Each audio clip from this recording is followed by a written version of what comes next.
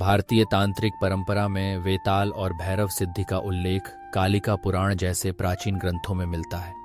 कालिका पुराण तंत्र, साधना और देवी उपासना की गूढ़ रहस्यमय शिक्षाओं का भंडार माना जाता है।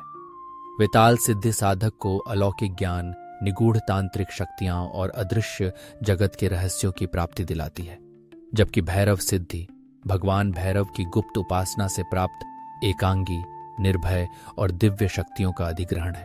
अत्यंत गहन साधना द्वारा साधक जब वेताल सिद्धि प्राप्त करता है, तब वह अपने चेतन और अचेतन मन को पूरी तरह नियंत्रित कर लेता है। कालिका पुराण में वर्णित है कि यह साधना केवल गुरु के मार्गदर्शन में, विशेष प्रहर, निश्चित नियमों और भैरवी चक्र की सीमाओं में रहकर ही संभव है। वेताल शब्द अपने आप में रहस्यमय ऊर्जाओं और सूक्ष्म सत्ताओं का प्रतीक है, जिनसे साधक संवाद करना सीखता है।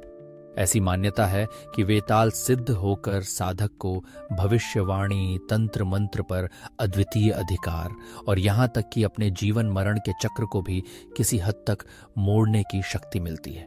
भैरव सिद्धि भैरव देवता की सघन साधना और उपासना से जुड़ी है। कालिका पुराण के अनुसार भैरव को तंत्र का संरक्षक और भय का संहारक माना जाता है। उनकी उपासना से साधक का मन निर्भय, दृढ़ और जागृत हो जाता है।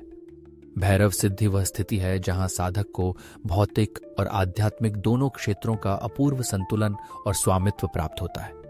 ऐसा कहा जाता है कि भैरव सिद्धि पाने वाला साधक अपने भीतर का अंधकार दूर कर आत्मा में उजाला और परम तत्व की झलक अनुभव करता है। ये दोनों ही सिद्धियां गहन निष्ठा, संयमित जीवन शैली और सद्गुरु के निर्देश में सतर्क साधना से प्राप्त होती हैं। इन्हें केवल शक्ति प्राप्ति के लिए नहीं, बल्कि आत्मविकास, लोक कल्याण और यौगिक परिपूर्णता के लिए अपनाना चाहिए।